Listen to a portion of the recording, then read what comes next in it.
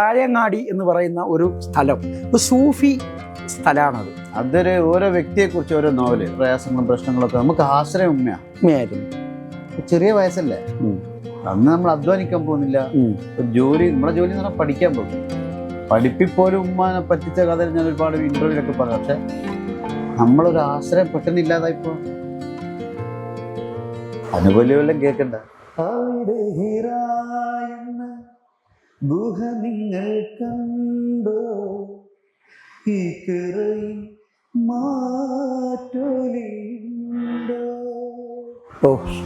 സാമാന്യമായ വരികളാണ്. എൻ്റെ ലൈഫിൽ ആദ്യത്തെ ഷോക്കാണ്. എൻ്റെ എന്നല്ല, ഒരുപക്ഷെ എൻ്റെ ഞങ്ങളെ കൂട്ടുകാരുടെ ആദ്യത്തെ ഷോക്ക്. ഞാൻ ഓരോ പാട്ടുകാർക്കും ഓരോ സ്റ്റൈലുണ്ട്. അതെ, എം കുഞ്ഞിമൂസയുടെ സ്റ്റൈല് വേറെയാണ്. ബാബു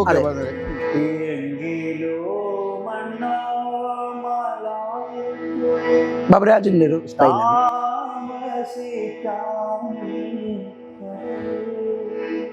താജു, പ്രിയപ്പെട്ട കൂട്ടുകാരൻ്റെ അടുത്ത് നമ്മളൊരു ചാനൽ 4th ചാപ്റ്ററിൻ്റെ ഒരു കഥ പറയാനും കേൾക്കാനും ഒക്കെയാ. ഇന്റർവ്യൂ എന്നുള്ളൊരു ജാടയൊന്നുമില്ല. ജാട നമുക്ക് പൊതുവെ ഇല്ല. പാട്ടും വർത്തമാനവും എം കുഞ്ഞിമൂസ സാഹിബിനെ കുറിച്ചോ തായങ്ങാടിനെ കുറിച്ചോ താജു ഉണ്ടാക്കിയിട്ടുള്ള ഒരു ഓളയില്ലേ, ഒരൊറ്റ പാട്ട് കൊണ്ട് കേരളത്തിനപ്പോഴും പിടിച്ചു കുലുക്കി കളഞ്ഞില്ലേ മലയാളീനെ. ഒറ്റപ്പാട്ട് ഒരു 160 130 പാട്ടൊക്കെ പാടിയിട്ടാ ദാസേട്ടൻ. നമ്മുടെ ഗാനഗന്ധർവ ശാഖയിൽ ദാസേട്ടൻ്റെ ഒക്കെ ഒരു പങ്ക് ഭയങ്കര സംഭവമല്ലേ. അതൊക്കെ ഹിറ്റായി വന്നത് കുറേ പാട്ടുകൾക്ക് ശേഷം. മാർക്കോസിയട്ടെ ഒരുപാട് പാട്ട്, ചിത്രേച്ചി എന്നെ അഭിമുഖത്തിൽ പറയുന്നുണ്ട്. ഒരുപാട് പാട്ടും മദ്രാസ് തരങ്ങിണി സ്റ്റുഡിയോ പോയി പാടി, സിനിമയിൽ ഇങ്ങനെ കൊറസ് അവിടെ പാടി ഇവിടെ പാടി. താജുവിന് എന്തോ ഒരു ദൈവികമായൊരു സാധന ഗൽബാണ് ഫാത്തിമ. അത് ജനങ്ങളങ്ങോട്ട് ഏറ്റെടുത്തത് ഒരുപക്ഷെ താജുവിൻ്റെ ഉള്ളിലെ നന്മയും താജുവിൻ്റെ ഉപ്പാൻ്റെ ഒരു സബരിയും ഒരു. പക്ഷെ വേറെ കാര്യം, ഇതിപ്പോ കണ്ടും കേട്ടും കൊണ്ടിരിക്കുന്ന നമ്മളെ കൂട്ടുകാരാണ്. ചില കാര്യങ്ങൾ ഇന്റർവ്യൂ പറയാനുള്ള ഒരു അവസരം ഒന്നും കിട്ടാറില്ല. ഇപ്പൊ മൊയ്തുക്ക അല്ലെ മൊയ്തു സാഹിബ്, മൊയ്തു എടാ മൊയ്തു അല്ല, ഇത് പലർക്കും അറിയില്ലല്ലോ. തക്കുവ എന്ന് പറഞ്ഞ ഒരു വർക്ക് കൈരളി മൊയ്തു സാഹിബ്. അതെ, ഞാൻ ചെയ്ത കൈരളി നമ്മളൊരു 30 ദിവസം റംസാൻ പ്രോഗ്രാം. അപ്പൊ എനിക്ക് അന്ന് ഈ അഭിനയിക്കുക പാടുക എന്നൊക്കെ പറഞ്ഞ ഭയങ്കര ഇഷ്ടമുള്ള കാര്യമാണ്. അപ്പൊ എനിക്ക് ഇപ്പോഴും ഓർമ്മയുണ്ട്, മർഹൂം നമ്മുടെ എസ് വി അബ്ദുൽഖാന്റെ വീട്ടിലായിരുന്നു നമ്മൾ വെള്ളിയാങ്കല്ലിൽ നിന്നൊക്കെ പോകുന്നത്. അത് ഭയങ്കര രസാ. അപ്പോ റഫീഖ് റാവുത്തർ, താജു ഭാഗ്യമുള്ളവനാണെന്നുള്ളതിന്റെ ഒരു സാധനമുണ്ട്. നമ്മൾ വേറെ ഒരു ആർട്ടിസ്റ്റിനെ തിരുവനന്തപുരത്ത് കൊണ്ടുവന്നതാ. ക്യാമറ ഞാൻ പറഞ്ഞു തരാം അതിന്റെ രസം ഉണ്ടാവാ. കാരണം റഫീഖ് റാവുത്തറും പിന്നെ മൊയ്തുക്കി. അപ്പൊ ആ സമയത്ത് എന്നെ പരിചയപ്പെടുത്തി കൊടുക്കും. റഫീഖാക്ക് ഞാൻ ഇൻട്രൊഡ്യൂസ് ചെയ്തു. എന്റെ പിന്നെ ബ്രദറാണ്, എന്റെ ആപ്പാന്റെ മോനാണ്. അപ്പൊ റഫീഖ് ആപ്പേ, ഞങ്ങളിവിടെ ആപ്പാന്നാ വിളിക്കുക. എന്റെ കുഞ്ഞു മൂസക്കാന്റെ മോൻ. അപ്പൊ മൂപ്പാന്റെ പേര് പറഞ്ഞപ്പോ റഫീഖാക്ക് ഭയങ്കര അടുപ്പായി. പിന്നെ കുറച്ച് ദിവസം നമ്മൾ അന്നേ ഒന്നായിട്ട് നടക്കല്. അങ്ങനെ യാദൃശ്യമായിട്ട് എന്നോട് പറയടാ നീ പാടുന്നോ, ഞാൻ പറഞ്ഞു ഇത് എനിക്കൊരു പാട്ട് കിട്ടിയിട്ടുണ്ട്. അങ്ങനെ അത് ആദ്യമായിട്ട് ഞാൻ ശരിക്കും ആദ്യമായിട്ട് വിഷ്വലിലേക്ക് ഒരു പ്രൊഫഷണൽ ക്യാമറ വരുന്നത് ഉപ്പയുടെ ദർജപ്പൂ മോളെ എന്നുള്ള പാട്ടിന്റെ ട്യൂണിൽ ഒരു റംലാൻ സോങ്. അങ്ങനെ അത് ഞാൻ പിന്നെ രാജശ്രീ സ്റ്റുഡിയോ പോയി പാടി റെക്കോർഡ് ചെയ്ത്, അത് അന്ന് കാസറ്റാ. കാലമായിരുന്നു അത്. അപ്പോൾ ഇത് ശ്രോതാക്കളെ ശരിക്കും ഓരോരുത്തരുടെ കഥയുണ്ട്. അപ്പോൾ ഇതിന്റെ തിരുവനന്തപുരത്തുള്ള ഒരു ആർട്ടിസ്റ്റ് വന്നു. ഈ ചുറ്റും കടലിന്റെ നടുവിലായിരുന്നു ഷൂട്ടിങ്. അതെ, വെള്ളിയാങ്കല്ലിലാണ്. ഉപ്പാന്റെ ഫ്രണ്ടിന്റെ ഉപ്പാന്റെ ഒരു പിന്നെ ഫ്രണ്ടിന്റെ ബോട്ടിൽ പോയി ചുറ്റും ആകാശവും കടലും മാത്രം കാണുന്ന ഒരു ഏരിയ എന്നാ ഷൂട്ട് ചെയ്യേണ്ടത്. അപ്പോൾ ഞാൻ എൻ്റെ ഷൂട്ട് പിറ്റേ ദിവസമാണ്, ഓർമ്മിക്കുന്നത്. അതെ അതെ അതെ. ആ സമയത്ത് ടേപ്പ് റെക്കോർഡ് നീന്താ അറിയാത്തൊരു ക്യാമറമാൻ നടുക്കടല്. ഈ സമയത്ത് ഈ കാസറ്റിന്റെ റീല് പൊട്ടിപ്പോയി. ബോട്ടിന്ന് പൊട്ടിപ്പോയി. അപ്പൊ മൊയ്തുക്ക റഫീഖ ആർട്ടിസ്റ്റ് നിൽക്കുന്നുണ്ട്, മറ്റേ അഭിനയിക്കാൻ മേക്കപ്പ് എല്ലാം ചെയ്തിട്ട് സെറ്റ് ആയിട്ടുള്ള. അപ്പൊ എൻ്റെ അടുത്ത് ചോദിച്ചു, എടാ താജു നീ നിൽക്കുന്നോ, നിന്റെ കേസറ്റ് കയ്യിലുണ്ടോ? അപ്പൊ എനിക്ക് സന്തോഷം, പക്ഷെ അതിലേറെ സങ്കടവും. ഇത്രയും ദൂരത്ത് വന്ന് ഈ ഒരു ആർട്ടിസ്റ്റ് തിരുവനന്തപുരത്ത് നിന്നേ വന്ന് റിസ്ക് എടുത്ത് കടലിൽ ഇത്രയും ഭയങ്കര സങ്കടമായി. ഞാൻ ആ ആർട്ടിസ്റ്റിനോട് ചോദിച്ചു, ഏട്ടാ ഞാൻ എൻ്റെ എന്നാ ഇത്രയും ദൂരം വന്ന് എൻ്റെ ഷൂട്ട് ഇവിടെ നിന്നല്ല തീരുമാനിച്ചത്. പക്ഷെ അത് ഞാൻ ഒരു തീരദേശത്ത് ജനിച്ച ഒരാളായതുകൊണ്ടും നിനക്ക് ഒരുപാട് ഞാൻ ഭാഗ്യങ്ങൾ ഇങ്ങനെ കണക്ക് കൂട്ടാണ്. ഞാൻ തീരദേശത്ത് കാരണം. അതെ. അപ്പോൾ നടുക്കടലിൽ നിന്ന് ഷൂട്ടിങ് വേറൊരാളെ ഒരു വർക്ക് ചെയ്യാൻ പോയിടുന്ന് എൻ്റെ വർക്ക്. അപ്പോൾ ആ പാട്ട് മൊയ്തു സാറാണ്, ശരിക്ക് റഫീഖ് മൊയ്തു സാറാണ് എനിക്ക് ആദ്യമായിട്ട് ക്യാമറയുടെ മുന്നിൽ പ്രൊഫഷണൽ ക്യാമറ. അതും കേരളത്തിൽ പ്രൊഫഷണലോ കാര്യങ്ങളോ ഇതിനെ കുറിച്ചൊന്നും അറിയില്ല. അതിന്റെ ലിപ്പ്, ഞാൻ പാടിയ പാട്ടിന്റെ ലിപ്പ് ആദ്യമായിട്ട് ലോകം കണ്ടു. തക്കുവ എന്ന കൈരളിയുടെ ഷൂട്ട് ചെയ്തു. ഏതായിരുന്നു പാട്ടത്? ദർജപ്പൂര് ട്യൂണാന്ന് ഓർമ്മയല്ലാതെ എത്ര വർഷങ്ങൾക്ക് മുമ്പ് കൽബാണ ഫാത്തിമ മുമ്പ്.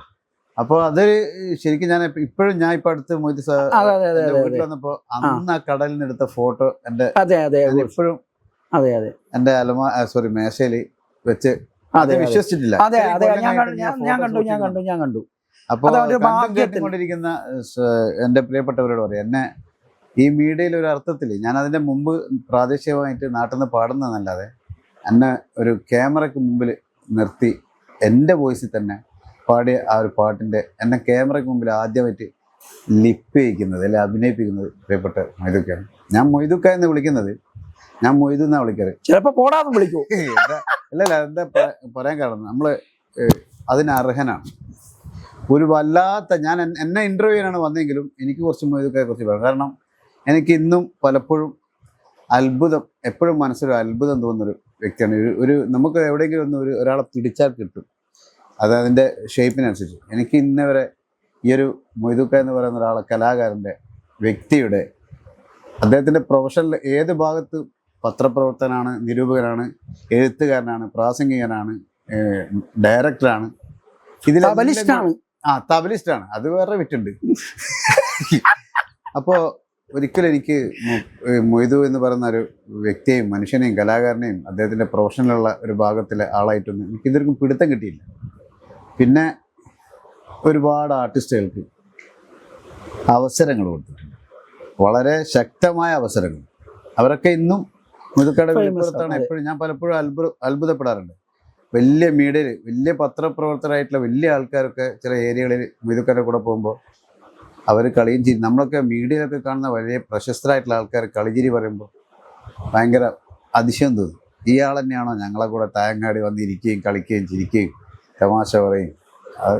അപ്പോൾ അത് ഞാൻ പരിചയപ്പെടുത്തുന്നത് ആ ഒരു മനുഷ്യൻ്റെ മുമ്പിൽ ഇരുന്നിട്ട് ഞാൻ ആ ഒരു വർക്കൊന്നും പാടുമ്പോൾ എനിക്ക് കൽബാണ ഫാത്തിമ ഒന്നും കിട്ടിയിട്ടില്ല. ആ അനുഗ്രഹത്താൽ കിട്ടിയ ഒരു വീട്ടിൽ നിന്ന് എന്നെ ആദ്യമായിട്ട് മീഡിയയിലേക്ക് കൊണ്ടുവന്ന മൊയ്തുക്കയ്ക്ക് മുന്നിലിരിക്കുമ്പോൾ രാജാതിരാജനായ സർവശക്തനായ അല്ലാഹു, ഒരാളുടെ സാന്നിധ്യത്തിൽ, പ്രവാചകൻ മുഹമ്മദ് മുസ്തഫ സല്ലല്ലാഹു അലൈഹി വസല്ലം ഒരാളുടെ സാന്നിധ്യത്തിൽ അയാളെക്കുറിച്ച് പറയുന്നവൻ്റെ വായിൽ 3 പിടി മണ്ണിടാൻ പറഞ്ഞിട്ടുണ്ട്. അപ്പോൾ നമ്മൾ പിന്നെ എന്നെക്കുറിച്ച് താജു സൂക്ഷിക്കുന്ന നന്മകളെ വളരെ ഇഷ്ടത്തോടെ സ്വീകരിക്കുന്നു. അപ്പോൾ താജുവിൻ്റെ ഭൂതകാലത്തിലേക്ക് നമുക്കൊരു യാത്ര പോവാം അല്ലേ? താജു ശരിക്ക് താഴങ്ങാടി എന്ന് പറയുന്ന ഒരു സ്ഥലം ഒരു സൂഫി സ്ഥലമാണത്. അതൊരു ഓരോ വ്യക്തിയെ കുറിച്ച് ഓരോ നോവൽ. അതാ, ഓരോ വ്യക്തികളും അവിടെ സൂഫികളാണ്.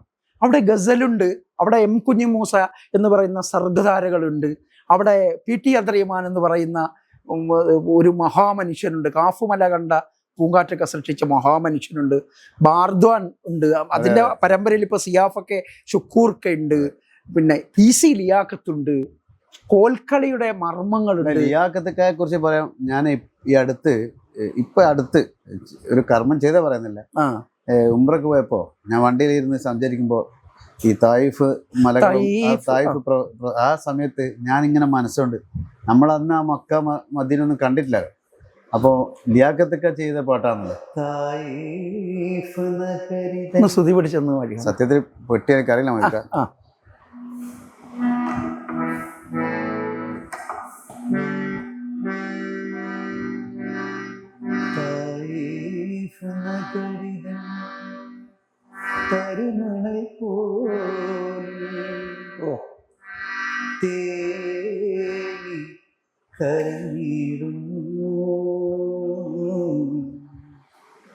താരിളം കാറ്റും താരകലോകവും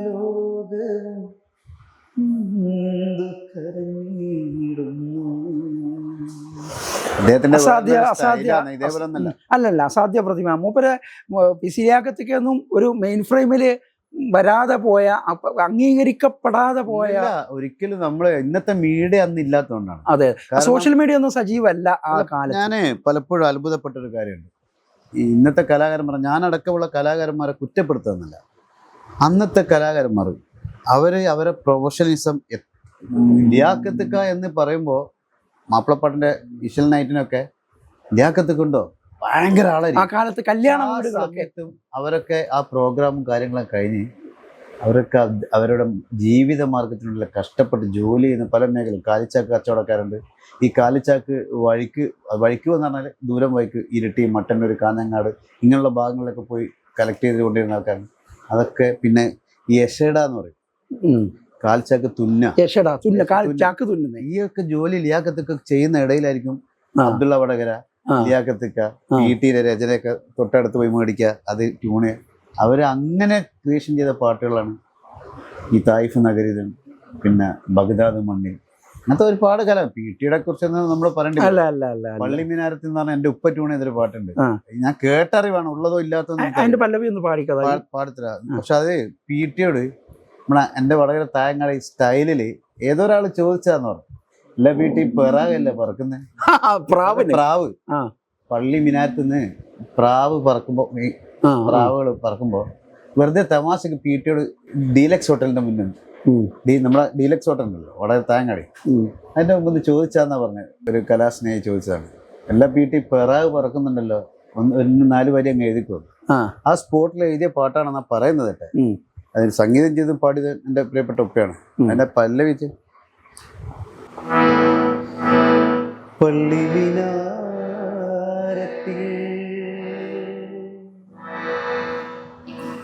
നിന്നും പറക്കുന്ന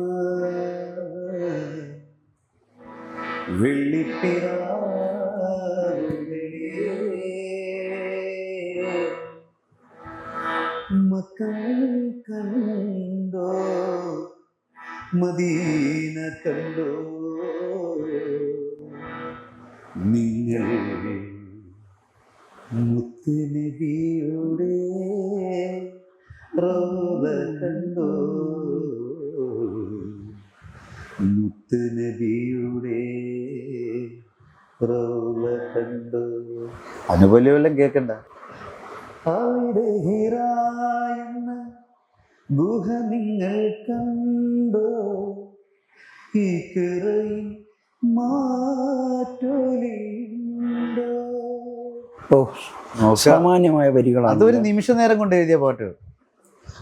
അങ്ങനെയുള്ള പ്രതിഭകള് നാട്ടിൽ ജനിച്ചത് തന്നെ എന്നെ സംബന്ധിച്ചു. മൊയ്തുക്കോടെ അതെ എന്റെ നാടാണ്, എന്റെ നാട് തായങ്ങാടിയാണ്. എന്റെ ജനനമൊക്കെ തായങ്ങാടിയാണ്. എന്റെ പ്രിയപ്പെട്ട എന്റെ മഹമ്മദ് ഖാന്റെ മോൻ. അതെ, എനിക്കറിയില്ലേ, നമ്മളെ പിന്നെ ഒരു ബാല്യകാലം ഒക്കെ ഉണ്ടല്ലോ, ഒരു കുരുത്തം കെട്ട കാലം. എവിടെ പിന്നെ പഠനം, ഉമ്മ ഒരു വലിയ പ്രശ്നമായിരുന്നു താജുവിന്. ഒരു വലിയ സ്നേഹത്തിന്റെ ഏറ്റവും താജു എപ്പോഴും നമ്മൾ തന്നെ സംസാരിക്കുമ്പോൾ ഉമ്മാനെ കുറിച്ച് വല്ലാതെ, ഉമ്മാന്റെ ഒരു മരണശേഷം ഒരു വല്ലാതെ ഒരു ഒറ്റപ്പെടൽ തോന്നിയിട്ടുണ്ട് താജുവിന്, അല്ലേ? ഉണ്ടായിട്ടുണ്ട്. ഉമ്മാനെ കുറിച്ച് ഒന്ന് പറ. അങ്ങനല്ല, നബിഷാന്നല്ലേ പേര്? ആ സമയത്ത് നമുക്ക് വലിയ വയസ്സൊന്നുമില്ല. ഫാദർ, അതായത് ഉപ്പ പ്രവാസ ലോകത്ത്, അവിടെയാണ്, ഖത്തറിലായിരുന്നു, ബഹ്റൈനിലായിരുന്നു. പിന്നെ 2 ഏട്ടന്മാർ, രണ്ടാളും, ഒരാൾ മസ്കത്തും ബഹ്റൈനും. ഫസലുക്ക അവിടെ പോലീസ് ഡിപ്പാർട്ട്മെന്റിലെ ആണ്. മസൂക്ക പിന്നെ നമ്മളെ സംഭവമാണ്. പക്ഷെ എനിക്ക് അന്ന് നമ്മൾ കൂടുതൽ നമ്മളെ പ്രയാസങ്ങളും പ്രശ്നങ്ങളൊക്കെ നമുക്ക് ആശ്രയം ഉമ്മയായിരുന്നു. അപ്പൊ ചെറിയ വയസ്സല്ലേ, അന്ന് നമ്മൾ അധ്വാനിക്കാൻ പോകുന്നില്ല. ജോലി, നമ്മളെ ജോലി എന്ന് പറഞ്ഞാൽ പഠിക്കാൻ പോകുക. പഠിപ്പിപ്പോലും ഉമ്മാനെ പറ്റിച്ച കഥ ഞാൻ ഒരുപാട് ഇന്റർവ്യൂലൊക്കെ പറയാം. പക്ഷെ നമ്മളൊരു ആശ്രയം പെട്ടെന്ന് ഇല്ലാതായിപ്പോ. സ്നേഹം മാത്രമല്ല, അമ്മ 10 രൂപ അങ്ങനെയാണല്ലോ ചോദിക്കുക. 10 രൂപയൊക്കെ ചോദിക്കും, അമ്മ 10 രൂപ ഉമ്മ എനിക്ക് ഡ്രസ്സ് വേണം, അല്ലെങ്കിൽ എനിക്ക് ടൂറിന് പോകണം. അതെല്ലാം ഇല്ലാതായി. പിന്നെ അത് കൂടുതൽ സംസാരിക്കണ്ട അതിനെക്കുറിച്ച്. അത് എക്കാലത്ത് നഷ്ടമായി ആർക്കും. ഒരു മാതാവ് ഇല്ലാതാകുന്ന വിഷമം ഞാൻ എൻ്റെ സ്നേഹിതന്മാരോട് പറയുന്നുണ്ട്. ഇപ്പോൾ മാതാപിതാക്കൾ കൂടെ ഉള്ള എൻ്റെ കൂട്ടുകാരോട് മുറുക്കി പിടിച്ചോളാം, മനസ്സുകൊണ്ടും സ്നേഹം കൊണ്ടും ഡെഡിക്കേഷൻ കൊണ്ടും. കാരണം ഇവർ നമ്മളിൽ നിന്ന് പോയി കഴിഞ്ഞാൽ പിന്നെ ആ ഒരു ഖേദം തീരൂല. അതുകൊണ്ട് എൻ്റെ ഉമ്മ പറയുന്നത്, അല്ലെ അമ്മ പറയുന്നത്, ഒരു പഴമണം വേണം, അല്ലെങ്കിൽ ഒരു നാരങ്ങ വേണം, അല്ലെങ്കിൽ ഒരു ആപ്പിൾ വേണം, അത് സെക്കൻഡിൽ പോയി മേടിച്ച് കൊടുക്കണം. തീറ്റിക്കും ഞാൻ നടത്തിയിരുന്നു അങ്ങനെയുള്ള പ്രശ്നം. പക്ഷെ എൻ്റെ ഉമ്മ പലപ്പോഴും എൻ്റെ ഉപ്പ പറയാറുണ്ട്, ശരിക്കും ഉമ്മ നല്ല പാട്ടുകാരിയായിരുന്നു. പക്ഷെ ഞാൻ കേട്ടിട്ടില്ല. പക്ഷെ പെങ്ങന്മാരൊക്കെ പാടില്ല, മുബി പാടും, എല്ലാവരും പാടും. മുബി ഒരു ബാസ്കറ്റ് ബോൾ പ്ലെയർ ആയിരുന്നു. പിന്നെ ആരും റസിയത്ത, അങ്ങനെ ആരൊക്കെ പാടുന്നേ? റസിയലും പാടും. പക്ഷെ മുബി പക്ഷെ നന്നായിട്ട് അത്യാവശ്യം പാടും. ഇപ്പം 2 ആൽബത്തിലൊക്കെ പാടിയിട്ടുണ്ട്.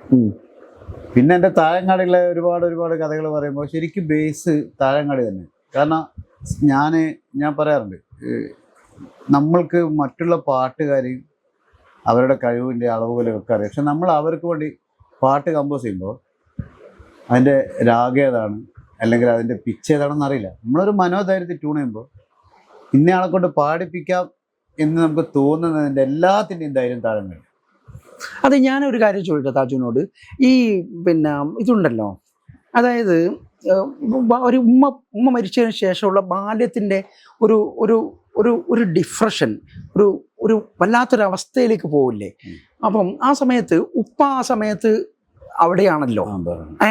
അപ്പം താജു ആ സമയത്ത് ഈ ഉപ്പ ശരിക്കും യഥാർത്ഥത്തിൽ ഈ ആകാശവാണിയിൽ 20 വർഷക്കാലം ശ്രവണ മധുര മനോഹരമായ ആത്മീയ ഗാനങ്ങൾ എന്നാ. 20 വർഷം മാത്രമല്ല, നല്ല കാലത്ത് കണ്ടിന്യൂ. പക്ഷെ ഉപ്പ മരിക്കുന്നതിൻ്റെ ഒരു 2-3 വർഷം മുമ്പ് പോലും ഓഡീഷൻ അവിടെ നിന്ന് റേഡിയോ നമ്മുടെ രാഘവ മാഷ എല്ലാ വെള്ളിയാഴ്ചയും രാഘവ മാഷ് ആ സമയത്ത് പോയി പാടിയിരുന്നു, പുതിയ പാടിയിരുന്നു. ഒരു കാലത്ത് ആ കാലത്തിലേക്കൊന്ന് സഞ്ചരിച്ചാല് ആ പാട്ടുകളൊക്കെ താജു കേൾക്കാറുണ്ടായിരുന്നു. പെട്ടി ഇവിടെ വെച്ച സമയത്ത് എനിക്ക് ആദ്യം ഓർമ്മ വന്നത്, അള്ളാഹു ആഖിറം വെളിവാക്കി കൊടുക്കട്ടെ, സ്വർഗ്ഗ പൂങ്കാവനമായി കൊടുക്കട്ടെ. ഞാൻ ഒരുപാട് സ്നേഹിക്കുകയും ബഹുമാനിക്കുകയും ചെയ്യുന്ന സംശുദ്ധനായ കലാകാരന്മാരുടെ കൂട്ടത്തിലെ സംസം എന്ന് ഞാൻ പറയും. എൻ്റെ താഴങ്ങളിലെ കാലിതൊക്കെയുണ്ട്. അദ്ദേഹത്തിൻ്റെ പാട്ട് നമ്മുടെ കുഞ്ഞബ്ദുള്ളൊക്കെ എഴുതിയ കുറ്റിയാടിയോ നാദാവരെന്നല്ല, നമ്മൾ അബ്ദുള്ളൊക്കെ ഉണ്ട്, അദ്ദേഹം എഴുതിയൊരു പാട്ടുണ്ട്, പഠിച്ചോ?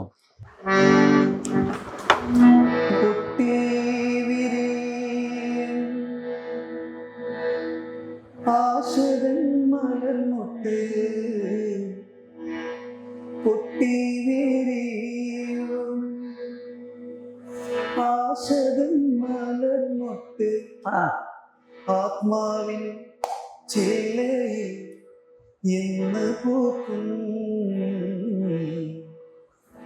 പൊട്ടിത്തകർന്ന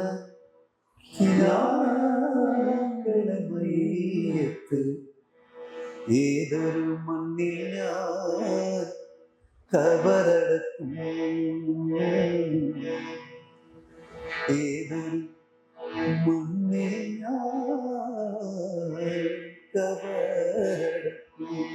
ഇതാരെ കമ്പോസ് ചെയ്ത, മ്യൂസിക് ആരാ ചെയ്തത്?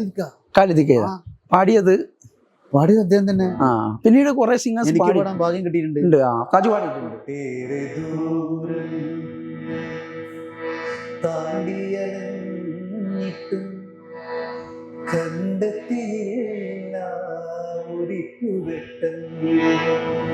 വരികൾ ശരിക്കും ഓർമ്മയില്ല. അതെ. മോഹങ്ങളും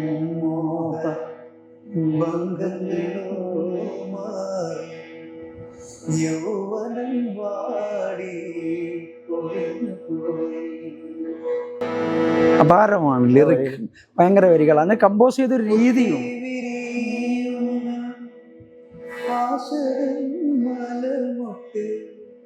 ആത്മാവിൻ ചില്ലയിൽ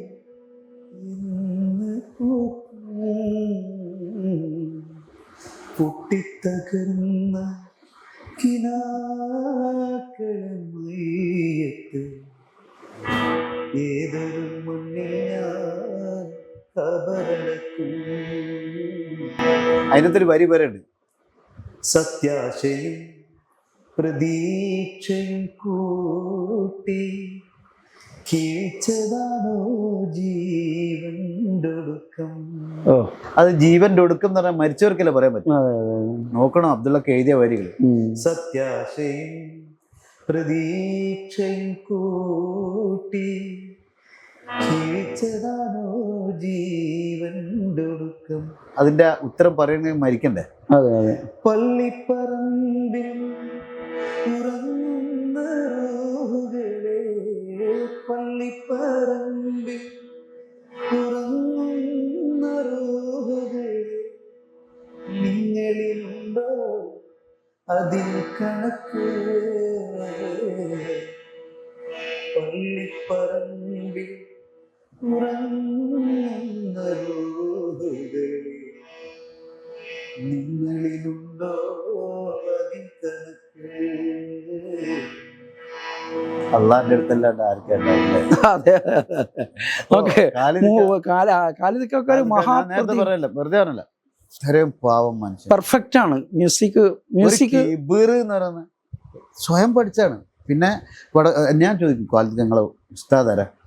ഒന്നല്ല മോനെ, ഉമ്മർക്ക് ഇങ്ങനെ എല്ലാവരുടെ ഇടയിൽ ഇങ്ങനെ കേട്ട് ഉപ്പാന്റെ അടുത്ത് പോയിരിക്കുമ്പോൾ ഇപ്പൊ അടുത്താണെന്ന് തോന്നുന്നു മരിച്ചത്, ഗൾഫിൽ നിന്ന് മരിച്ചത് അല്ലേ? നമുക്ക് ഉപ്പാന്റെ ഒരു എം കുഞ്ഞിമൂസ എന്ന് പറയുന്ന ഒരു മഹാപ്രതിഭയുടെ ഒരു യഥാർത്ഥത്തിൽ ഞാനൊക്കെ ഒരു ഈ മാധ്യമപ്രവർത്തനം വെച്ച ടെലിവിഷൻ ചാനലിൽ ഒക്കെ ഒരു ഒബ്സർവ് ചെയ്യുമ്പോൾ ഒക്കെ എം കുഞ്ഞിമൂസ അപ്പം എൻ്റെ ആപ്പയാണ്, യഥാർത്ഥത്തിൽ എൻ്റെ പുതിയാപ്പളയാണ്. പക്ഷേ എം കുഞ്ഞിമൂസ എന്ന് പറയുന്നൊരു ബഹുമുഖ പ്രതിഭയുണ്ട്. ആ പ്രതിഭ കൈവച്ച അവസാനം കൽപ്പാണ് ഫാത്തിമയിൽ പോലും എം കുഞ്ഞിമൂസയുടെ കൈവിരലുകൾ ഉണ്ടായിരുന്നു എന്നാ. ഈ ഹോജരാജാവേ തേടി ഞാൻ ഹോയ് പാട്ട് ഷെരീഫ് കണ്ണ ഷെരീഫ് എപ്പം പറയും. മാപ്പിളപ്പാട്ടിന്റെ ലോകത്ത് മാത്രല്ല, ഒരുപക്ഷെ നമ്മളെ ഈ യുഗത്തിലെ കേരളക്കരയിൽ ഒരു മെഹദിയാണ്. ഒരു ഗസൽ ഒരു ഹിന്ദുസ്ഥാനി ഇപ്പൊ ക്രിയേഷൻ ചെയ്തതിനേക്കാളും കൂടുതൽ ഇപ്പടെ പാട്ടുകൾ കേട്ടോ പഴയ ആൾക്കാർ. ഞാൻ പലപ്പോഴും വിചാരിക്കാറുണ്ട്, ഇപ്പൊ ഒരു വലിയ ലെജൻഡാന്നൊക്കെ പലരും പറയുമ്പോൾ ഞാൻ സത്യത്തിൽ ഇപ്പടെ മറ്റു പല പാട്ടുകളൊന്നും, ഇപ്പൊ SV ഉസ്മാനിക്കയുടെ മകൻ മെഹ്റലിക്ക് ഇപ്പം അടുത്ത് SV ഉസ്മാനിക്കയുടെ ഒരു അനുസ്മരണ പരിപാടിക്ക് ഇപ്പടെ കുറേ പാട്ടുകൾ പാടും. ഞാൻ ജീവിതത്തിൽ കേട്ടിട്ടില്ല. അപ്പോൾ ഞാൻ മനസ്സിലാക്കി എന്തൊരു കമ്പോസിങ്. അത് താജു, നമുക്ക് എം കുഞ്ഞിമൂസ ഇല്ലാത്ത ഒരു സംഗീത ഡിസ്കഷൻ, ചർച്ചകൾ ആരും പൊതുവെ നടത്തൂല. കാരണം ഞാനൊക്കെ ഏത് ഇപ്പം പട്ടറുമാലായാലും എവിടെയായാലും എനിക്ക് ആ പാട്ടൊന്ന് കിട്ടണം. ഏത് ഇപ്പാന്റെ ഇന്നലെ രാവിലെ അവിടെ നിന്ന് തുടങ്ങാം. അത് ഇങ്ങനെ മീഡിയയിലൊക്കെ വന്നിട്ട് അതിന്റെ ഒറിജിനൽ ഉണ്ടല്ലോ, താജുവിന്റെ ഉള്ളിലുണ്ടല്ലോ സാധനം. ഇഷ്ടപ്പെടും. കാരണം പ്രത്യേകിച്ച് ഇന്നത്തെ ജനത, അന്ന് നമ്മുടെയൊക്കെ അതായത് യുവത്വമുള്ള സമയത്തൊക്കെ ഞാൻ ഏറ്റവും കൂടുതൽ, എനിക്ക് വരികൾ പരിപൂർണമായിട്ട് ഓർമ്മയില്ലെങ്കിലും ഇവിടെ കമ്പോസിങ് ഒരു പാട്ടുണ്ട് ഇപ്പൊ കമ്പോസ് ചെയ്താണ്. അപ്പൊ അതായത് PT തോന്നി എഴുതി, ആ PT സാഹിബ് തന്നെ എഴുതി. പക്ഷെ ആ വരികളും നമ്മൾ പല ആൾക്കാർ ഇന്ന് മനുഷ്യന്മാർ സാമ്പത്തികമായിട്ട് ശാരീരികമായിട്ടൊക്കെ പ്രയാസപ്പെടുമ്പോൾ നമ്മുടെ മനസ്സ് ഉള്ളിലെ വേദനകൾ പുറത്ത് പല ആൾക്കാരും അറിയില്ല. അപ്പോൾ ഈ മനസ്സിനെ നമ്മുടെ വാരിയെല്ലുണ്ടല്ലോ, അതിനെ പോലീസ് സ്റ്റേഷനിലൊക്കെ അഴിക്കുള്ളിൽ എന്നൊക്കെ പറയും. PT എഴുതിയ രണ്ടാളും എഴുത്തും സംഗീതം ഭയങ്കര അതെ. അതെ, PT-ന്റെ ഒരു എഴുത്തിന്റെ ഒരു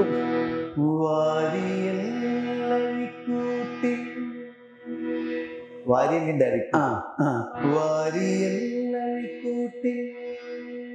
തല തല്ലിക്കരയുന്ന മാനവ മാനസത്തിലേ,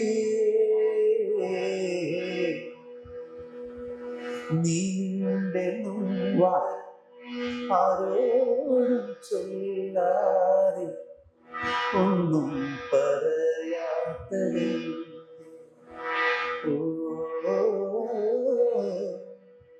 ഒന്നും പറയാത്തത്,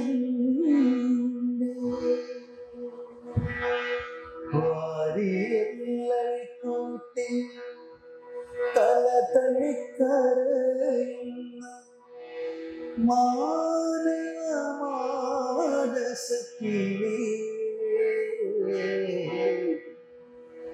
നീ മുമ്പ് ആരോടും ചൊല്ലാതെ ഒന്നും പറയാത്തത്,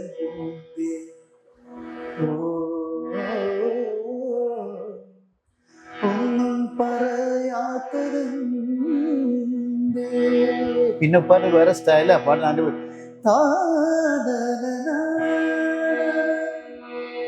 ഈ വരികൾ ഓർമ്മ ഈ പാട്ട് പാടിയ വരികൾ തന്നെ ചിലപ്പോ ഈ എം കുഞ്ഞി മൂസയുടെ ഇപ്പം ഈ കേരളത്തിലെ പ്രശസ്തരായ ഇപ്പം ഒരുപക്ഷെ ബാബുരാജിന്റെ ഇപ്പൊ ഒരു മെഹദി അങ്ങനെ അവർക്ക് ഒരു ഹിന്ദുസ്ഥാനിയിലെ ഒരു ഭയങ്കരമായ ചില രാഗങ്ങളൊക്കെ ഉണ്ടല്ലോ. ഈ യമൻ കല്യാൺ, ഓരോ പാട്ടുകാർക്ക് ഓരോ സ്റ്റൈലുണ്ട്. അതെ, ആ എം കുഞ്ഞി മൂസയുടെ സ്റ്റൈല് വേറെയാണ്. ബാബു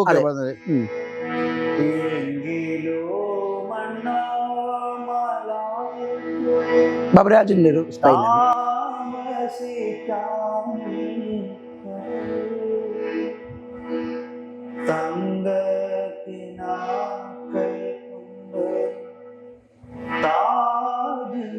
ഒരു സ്റ്റൈല് അതെ, ഇപ്പൊ മൂസൊക്കെ ആണെങ്കിൽ അതെ അതെ അതെ അതാ. നമ്മുടെ കൃഷ്ണ മാഷാണെങ്കിൽ മക്കാ മരുഭൂമിൽ. അതുപോലെ എൻ്റെ ഉപ്പയുടെ പല പാട്ടുകളിലും എനിക്ക് ഒരു വേറെ സ്റ്റൈലാണ്, ഹമ്മിങ് ഉണ്ട്. ഇപ്പൊ ഉദാഹരണത്തിന് നമ്മുടെ ഗോജരാജാവ് എന്നുള്ള ഇതൊക്കെ നേരത്തെ പാടോട്ടെ.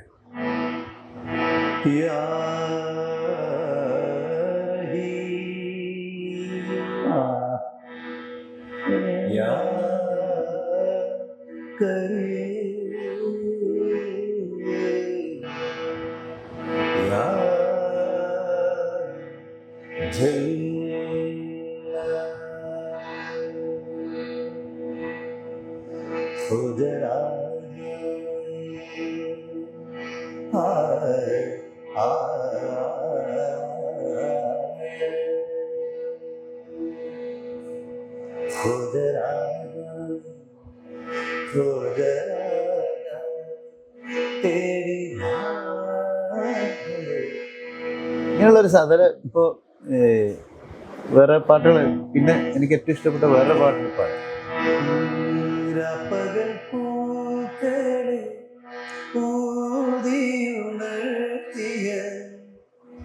ജീവന്റെ നായകനെ വീടേ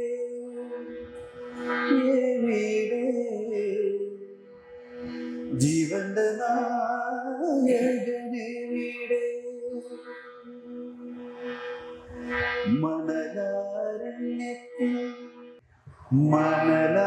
മണലാരണ്യത്തിലും മഹനൂദരെ കൊണ്ട് മരുപ്പച്ച തീർത്തവനെ വീടേ മരുപ്പച്ച തീർത്തവനെ. വീട്ടിയാണ് ഉപ്പയായിട്ടൊരു കോംബോ ഉണ്ട് അല്ലേ? ഞാൻ ആദ്യമായിട്ട് പാടി അതൊരു പറയാൻ വിട്ടുപോയതാ. ഞാൻ ആദ്യമായിട്ട് ജീവിതത്തിൽ അത് ആ പാട്ട് റിലീസായിട്ടില്ല. ഉപ്പ മ്യൂസിക് ചെയ്ത് പി ടി രചിച്ച് ഉപ്പയുടെ മ്യൂസിക്കിൽ നുജൂം നൗഷാദ് എന്ന് പറഞ്ഞ കാഞ്ഞങ്ങാട് രാമേന്ദ്രൻ പുറത്തിറങ്ങിയിട്ടില്ല ശിഷ്യന്മാർ. നുജൂം നൗഷാദ് 2 ഇരട്ടകളാണ്. ഒരുപാട് പ്രത്യേകതകൾ എൻ്റെ ജീവിതത്തിൽ. 2 ഇരട്ടകൾ മ്യൂസിക് ചെയ്ത നുജൂം നൗഷാദ് വടകര. തജു ആദ്യമായിട്ട് പാടുന്ന പാട്ട് അതാണ്. കേസറ്റ് ഇറങ്ങിയിട്ടില്ല. കരയുവാൻ ഞങ്ങളിൽ ഒരു തുള്ളിയും ചൊടും കണ്ണുനീരില്ല സുബ്ഹാനേ. കരളുരുകിയപ്പോൾ കഴിയുന്ന ഞങ്ങൾ കളിച്ചിരികളില്ല റഹ്മാനേ. കളിച്ചിരികളില്ല റഹ്മാനേ. എൻ്റെ ആദ്യത്തെ പാട്ടാണ്. വറ്റിക്കഴിഞ്ഞ പുഴയുടെ തീരത്ത് ഒറ്റയ്ക്കുണക്ക് മരത്തിന്മേലോ ഒറ്റയ്ക്കുണക്ക് മരത്തിന്മേൽ സ്തംഭിച്ചു പോയ കിളികളെ പോലിവർ സ്വന്തത്തരി ഭൂതലത്തിൽ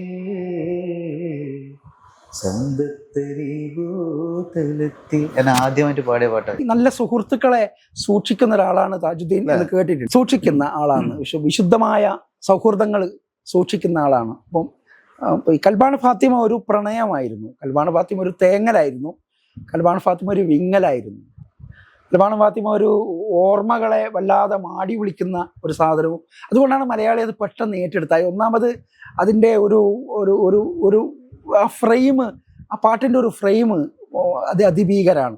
എൻ്റെ പറഞ്ഞിട്ടുള്ള ഹമ്മിങ്ങും അതിൻ്റെ പല്ലവിയും അനുപല്ലവിയും ഒക്കെ അതിഭീകരമാണ്. അപ്പോൾ താജുവിൻ്റെ സ്നേഹം, താജുവിൻ്റെ സുഹൃത്തുക്കൾ, അതിന് ഞാൻ ഓർക്കുന്നത്, ഞാൻ കുറേ മുമ്പ് ഒരുപക്ഷെ മീഡിയയിലൊക്കെ വരുന്നതിന് മുമ്പ് എനിക്ക് തോന്നുന്നു, എനിക്ക് കളിക്കൂട്ടുകാരാ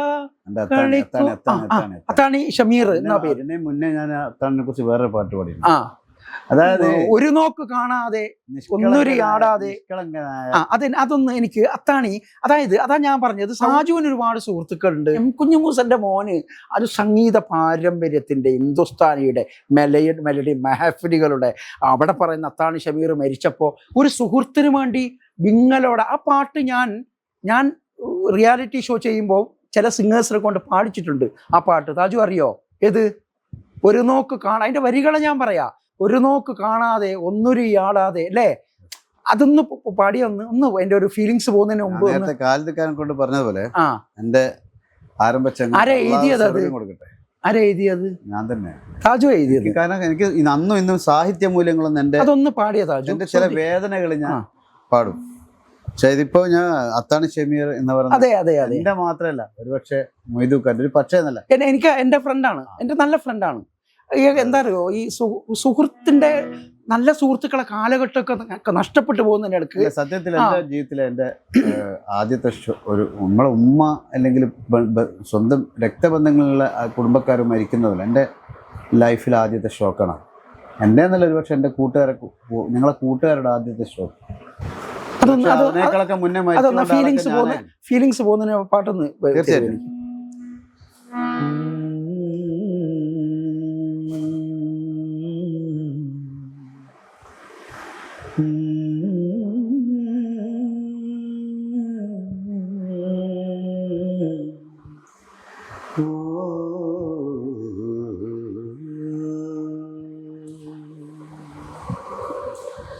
ഒരു നോക്കു കാണാതെ ഒന്നൊരിയാടാതെ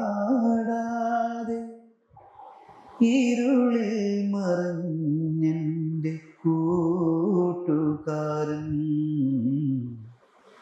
മനസ്സിൻ്റെ ഉള്ളിൽ ജ്വലിക്കും നീയെന്നും സൗഹൃദ സ്നേഹ സുഗന്ധമായി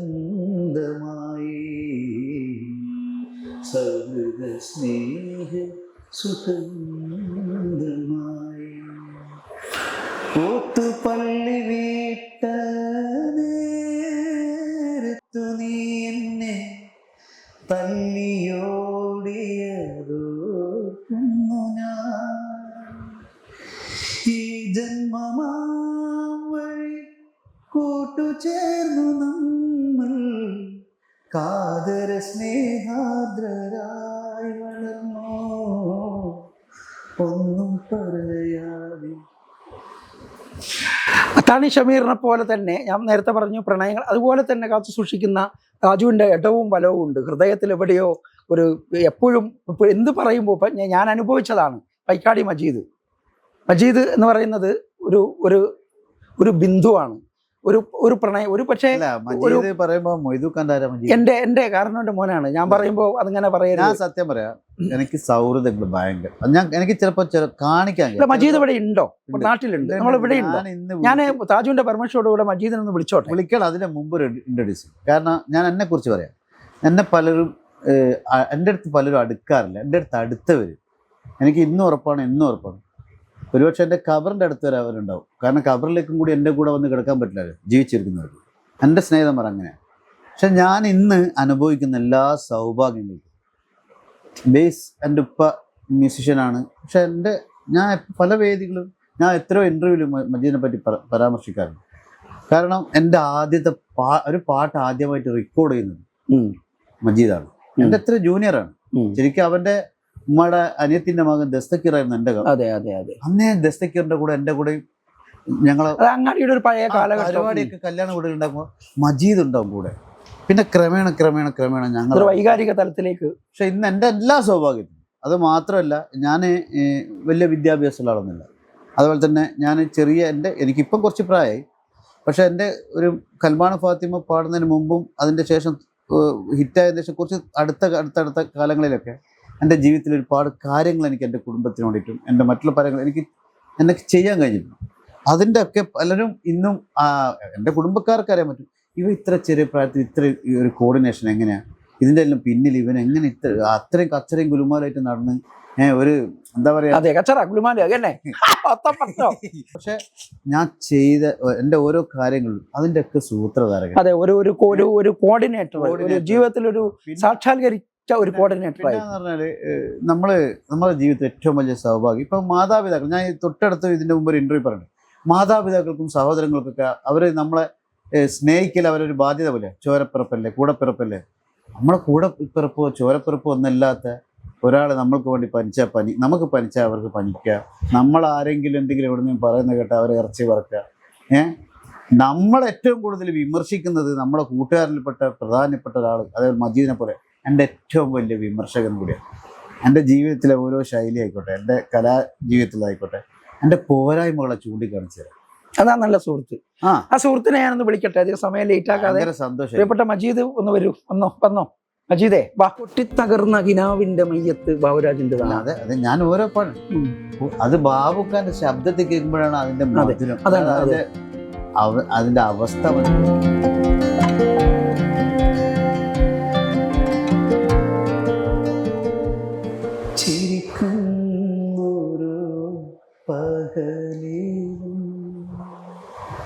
അകതാരിൽ നീ മാത്രമായിരുന്നു, എൻ്റെ മനസ്സിൽ നീ മാത്രമായിരുന്നു. പക്ഷെ ഇവിടെ എൻ്റെ കുറെ താഴങ്ങടിക്കാർ ഉണ്ട്, കൂട്ടുകാരുണ്ട്. അല്ല, എന്നാലും ആ മണ്ണിനോടൊരു ഭയങ്കര വൈകാരികത അല്ലേ. അപ്പോൾ ഞാൻ മൊയ്തീനോട് ഇതുകാരൻ വെച്ചു, പിന്നെ അല്ല TP വധക്കേസിന്റെ സിനിമ TP 51 വിട്ട് എവിടം വരെ എത്തി, എന്നൊരു നോട്ടം. ഞാൻ ചോദിച്ച കേട്ടിട്ടില്ല എന്ന് കരുതി ഞാൻ പിന്നെയും ചോദിച്ചു.